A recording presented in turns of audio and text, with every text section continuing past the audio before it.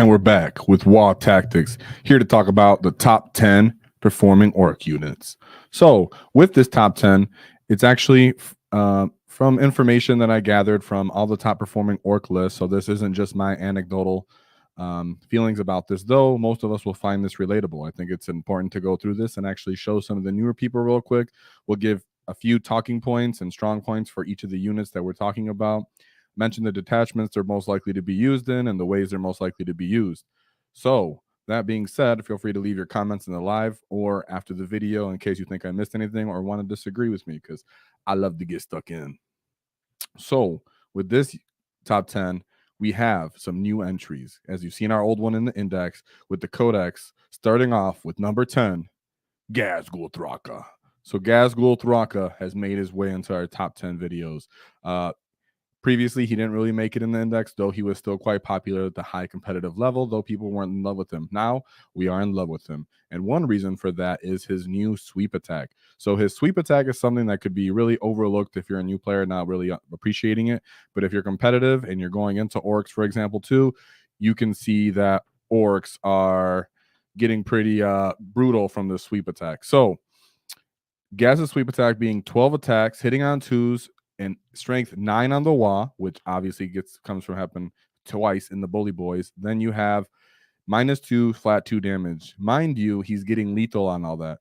You now stack the Mega Knobs into the unit with him, and that's a boatload of attacks that are coming in lethal at a high strength with good AP, which is something that Orks typically lack. The lethal aura is great for boys, beast snagger boys, anything that has a good volume amount of attacks. So Orks really appreciate Gaz. His damage 4 really helps if you're going into people that have reduced damage. The tough things are actually a big problem for Orks for the most part, as Orks aren't really good at taking out armor. So Gaz really pulls his weight there. Plus, if you're really putting him with a big unit of Mega Knobs, it's almost 2 turns of reliability, as it's really hard for an army to chew through Mans, let alone then you have to get to Makari and then you have to kill Gaz himself. So even though he's quite expensive and some people don't want to pay the Gaz tax, I promise you Gaz is worth it, and he's very popular for a reason. He's really good in the Bully Boys. From the most part, I really love him in Green Tide, and Warhorde becomes ridiculous when you start stacking Unbridled Carnage on him. If you haven't taken Gaz for a spin this edition, I strongly advise that you do. You'll have a great time, and he's a all-rounded, excellent Supreme Commander for this faction, and we should be very grateful. So really well written, and war for Ghazghkull Thraka. Now, coming in at number 9, Boss Snikrot. So Boss Snikrot is getting some love. He now has the lone op without having to be within anybody or with range of anything for any reason. He just automatically gets it. No stipulations. We love it. He still keeps his uppy downy, taking him off the table ability.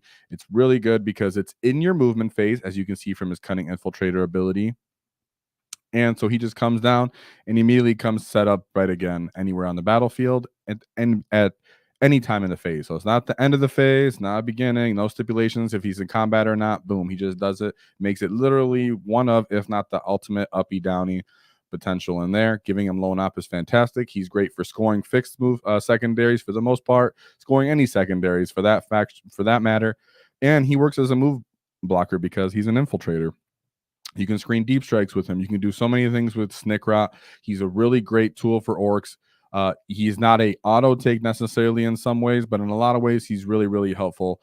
So even though I would have put him in a higher top tier, when I went through every single competitive list, there was actually several lists that were just not having him. So in my tier list, I put him literally top tier because he makes it on all my lists. Yet when I go through all the top performing GT lists and the top performing RTT list, just looking at people at the whole as the best people that are making their list, there are definitely lists that actually don't have Snikrot.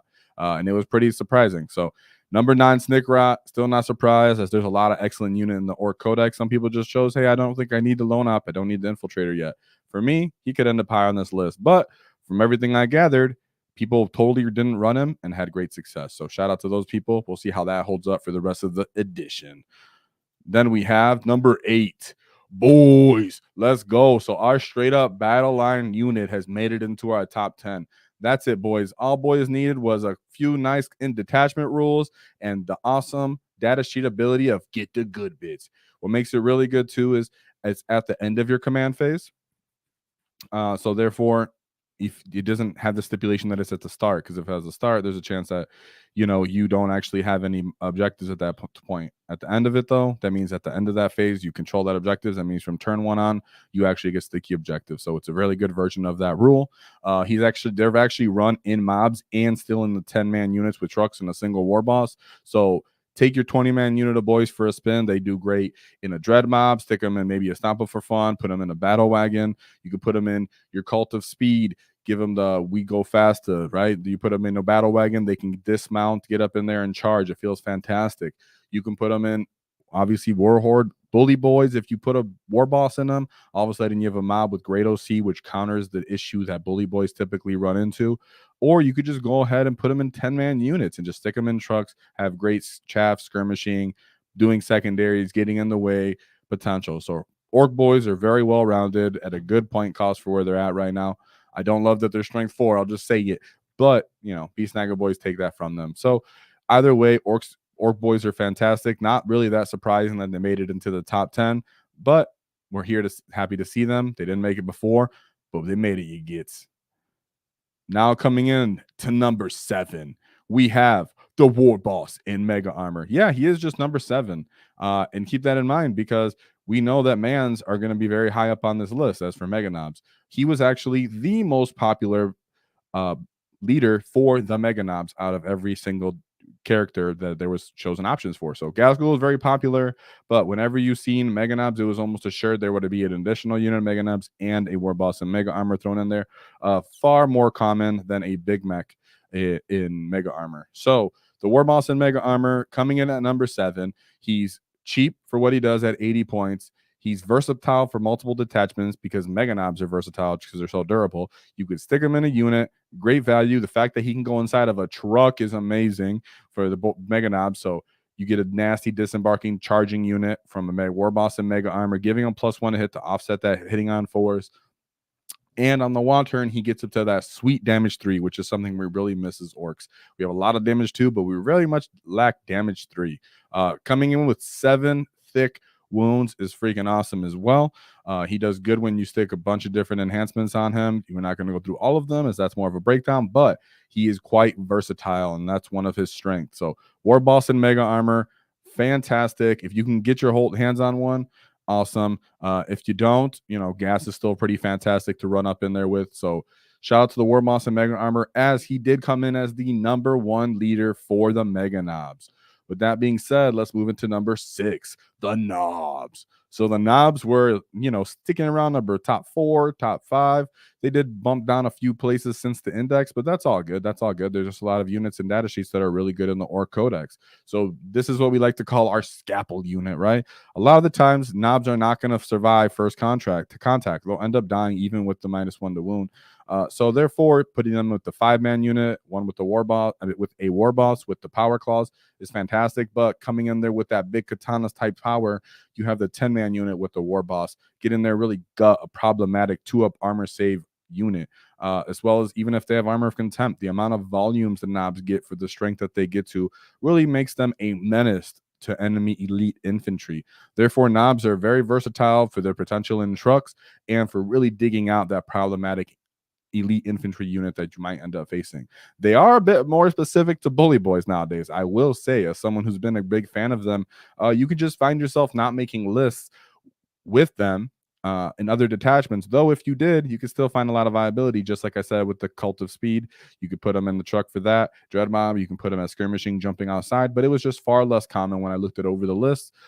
Even though they were very common among every single bully boys list and a couple other ones, for the most part, they did fall off. So now Knobs are pretty sick, but you can see Mega Knobs just being so much more popular, serving a similar role, boys being able to come in there and do something fun as well. Knobs are actually vying and fighting for a position. That just goes to show how strong our Codex is. Then we have the truck, the Humble Truck. So the Humble Truck is fantastic per point. Everybody knows that it's top transport in the game. Maybe not the absolute top, but it is one of the best per point and per the units you can put inside it, and take advantage of the fact that it's a launching platform, right? For us, other armies, they're using it to keep their unit alive and nice and safe, jump out and shoot. For us, we're using that 3-inch disembark really helps our slow unit like a Mega Knob, our infantry that want to advance and charge running out of that. So Orks see it as a protection bunker that we can close the distance on you, which is vital for our army. Therefore, in some ways, you can even see it as a backbone, a spine, a big support to our army to have trucks like this that you can stick in different detachments, and it not really matter what detachment it's in. It takes advantage of all of them. Though we know in Cult of Speed, you get the 4-up armor save, so it feels really good for that. It's great for SWAT teams, as we like to discuss. A SWAT team is where you take 2 different data sheets, throw them into one truck unit and or wagon, and you get 2 different kind of diverse second data sheets. Like you can get a knob unit with a war boss and a flashgate unit, or 2 knobs with 2 5-man knob units with 2 individual war bosses, and you have 2 different activations of skirmishes, especially for something on Bully Boys. So trucks, not surprising anybody, running out there, they can get you points, they can delay your enemy, they can tank shock. They feel real good. They clutch in a lot of different armies and a lot of different matchups. Let's go for the trucks. Now we have the Storm Boys. So Storm Boys were fighting for that #1 like they used to, you guys, but they just slightly did fall off.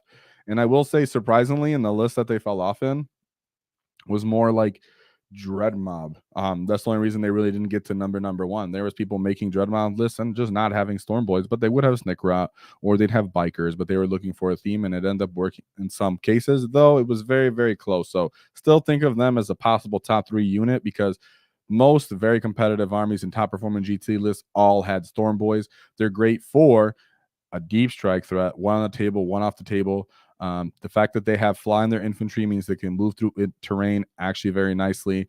They're not limited like something like a biker unit would be that's trying to do a similar job.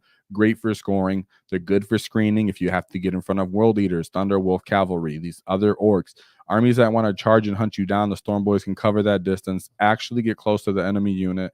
That way they don't just get shot away and close the distance. So good for screening when you have to, though they're more for scoring.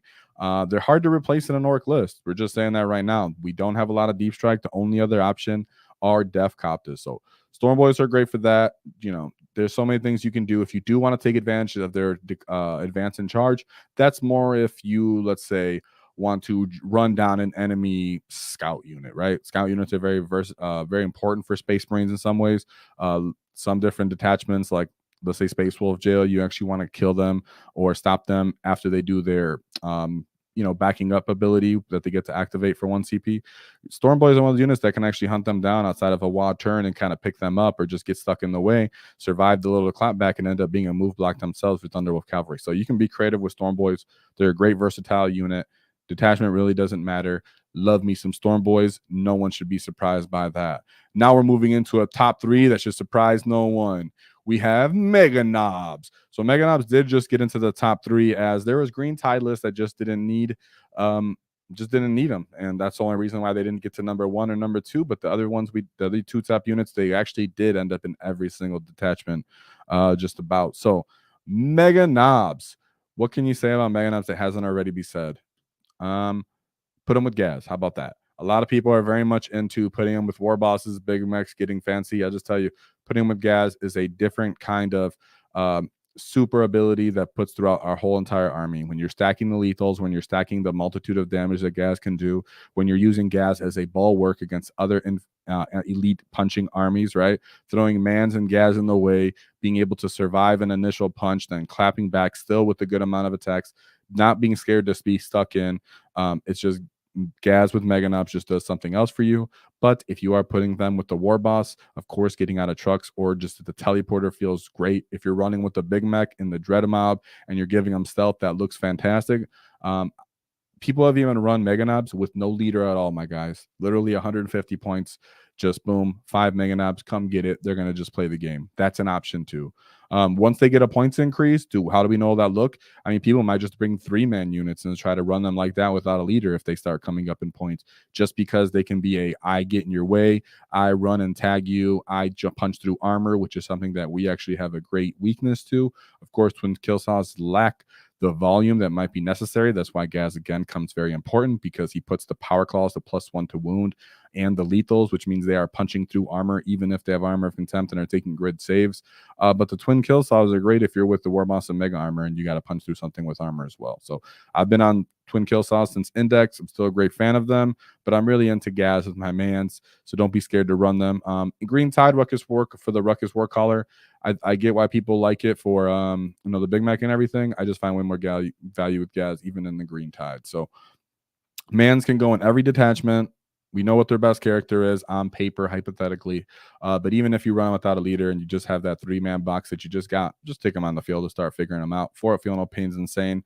And we don't know how long they'll stay even cheap and playable for, right? Then we have the War Boss. The War Boss is the amazing. This is the #1 Ork unit, as I'm sure you can guess what the #1 on paper Ork unit is. But this is the actual #1 Ork unit, as in you've seen war bosses on every list because you could just stick them with war boys, you could stick them with knobs, you can stick them with the 20-man unit of boys. They can be in the bully boys, they can be in green tide, which are 2 of the most competitive.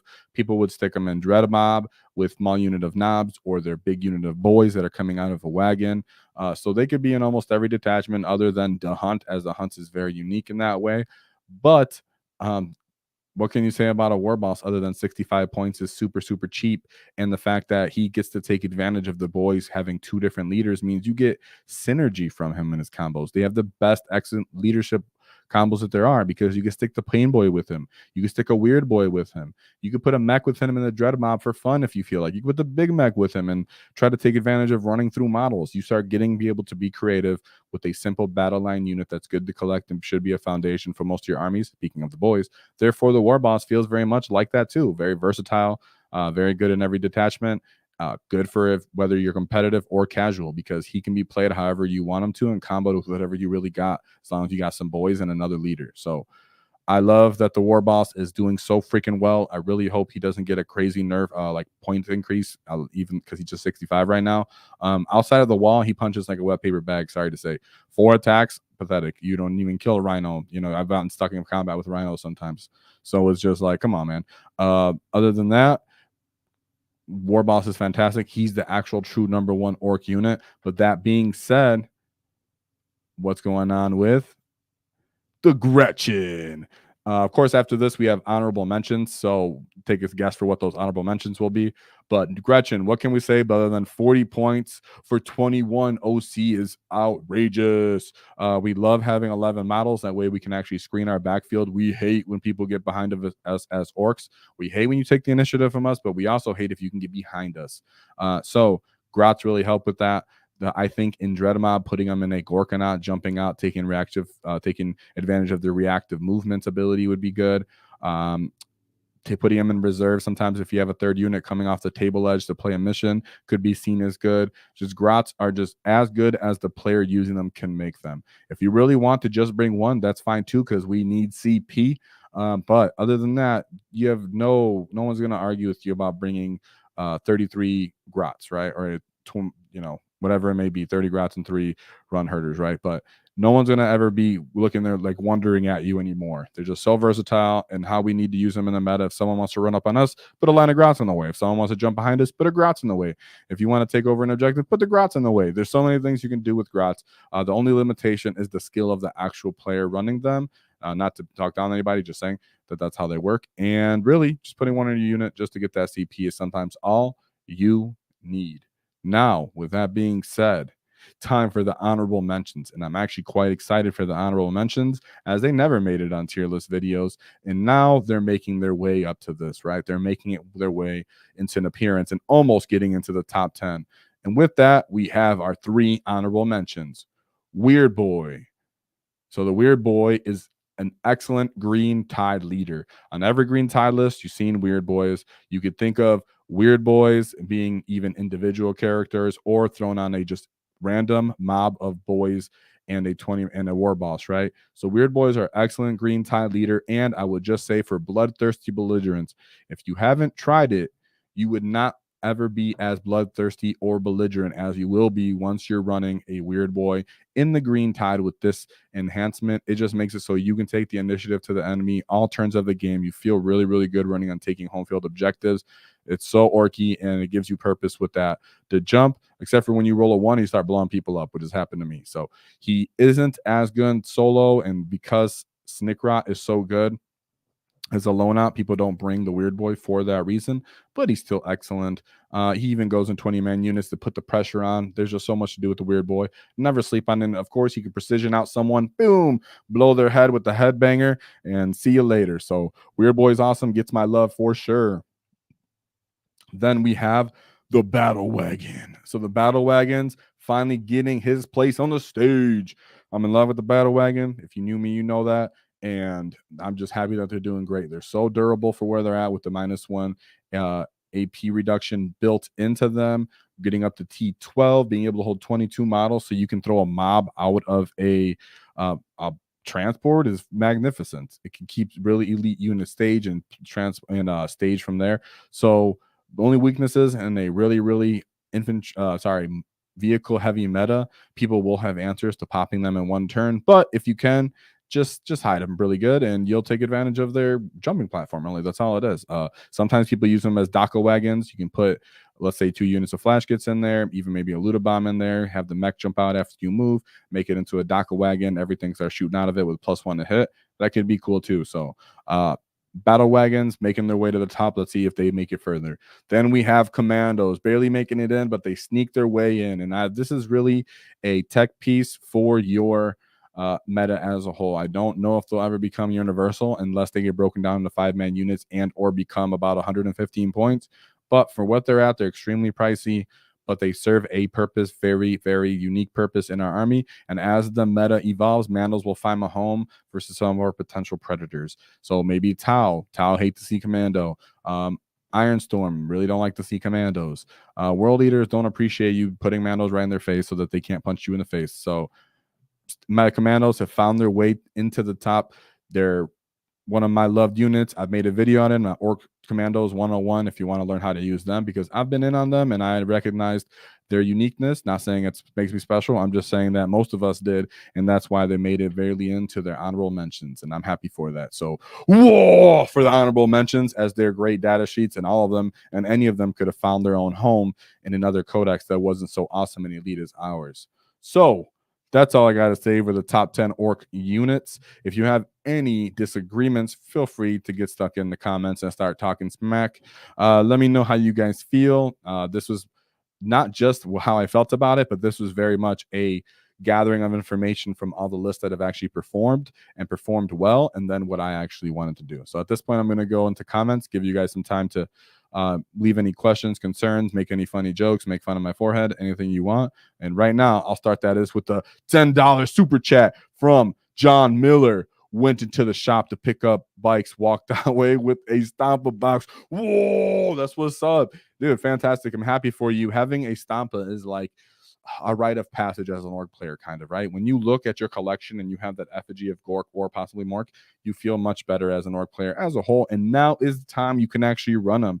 The Stompa is real. You can use them for real. We did a video on it in the Dread Mob. I covered a little bit, but I actually did a video about the Stompa box itself and made some lists just based off that. So if you actually want to use your Stompa, I hope he gave you good advice in there, and I hope you take it for a spin. Just don't tell your friends to bring like their, super tank from Astra Militarum, because they'll blow him off the table, no problem, right? So as for that, you'll have great fun. I appreciate the super chat. That was very generous of you, and thank you very much, John Miller. Very, very much. Whoa, for John Miller. Now I'll get back into the comments as well and see what you guys got to say. Rock Lobster said, I started taking Snickrot and Commando, sick of being screened, so I took both. That's fantastic. And that is a meta call in your meta. Sometimes people will say there's one is good enough. Sometimes you say you need both. This is very much you doing both, and I'm totally down with that. I've seen some very, very interesting ideas also brought to my attention from how people want to use Mandos. If GW just catches on and drops them just a little bit, when they put everything up and you drop them just a little bit, they'll be on every Ork list, because most Ork players understand their current value and what they bring.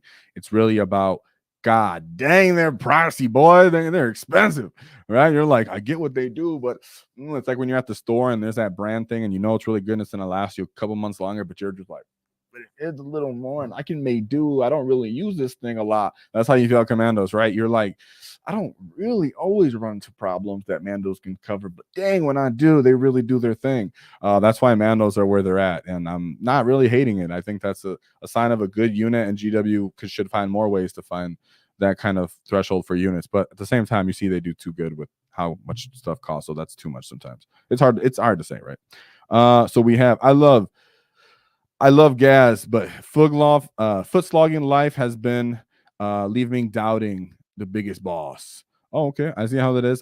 He very much is a central battlefield threat. If you're running a bunch of small units and everything like that, maybe you don't appreciate him. I can understand that too. But it's very much a I own the middle of the table unit because you can just block other people out with Gaz's actual base and mega knobs as well. Hold that center from, you threaten it turn 1, you threaten it turn 2, turn 3, you keep holding it, and then from there on you can just take on damage and fight back. The rest of your Ork army can continue to hold that middle. So he very much acts as I can play the mid table against almost anybody right now, and you have to respect me. And that's something we did kind of lack when people brought high toughness units.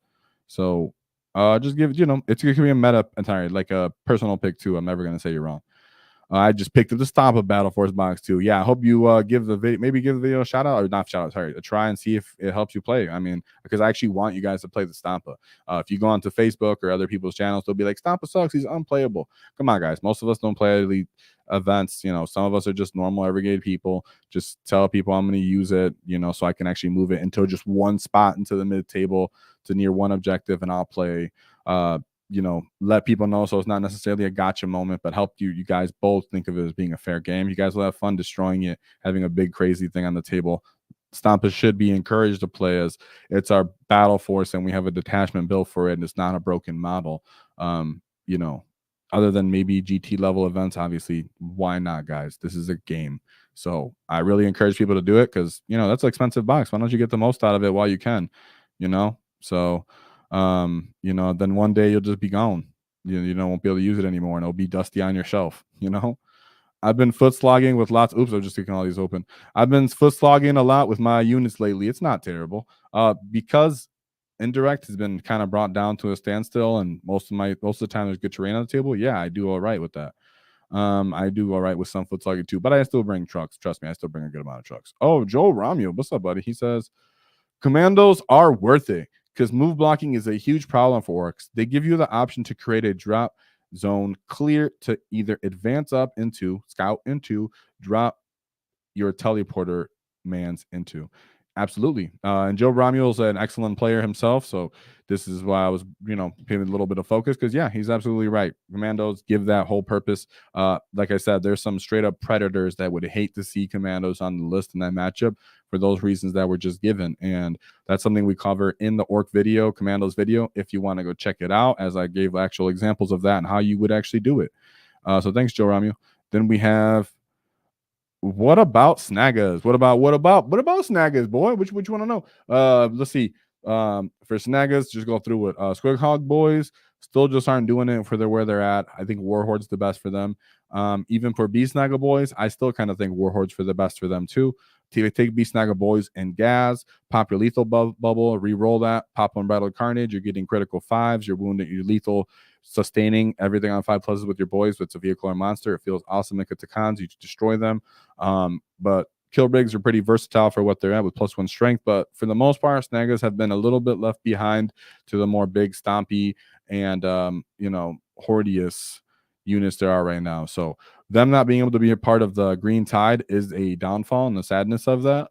But they're still very much usable. Put a 10-man unit of Beast Snagga boys in a truck, run up, still play the mission, still play the game. Put a Beast boss in there because they're still great anti-vehicle units, but I still think they're best in the Beast boss.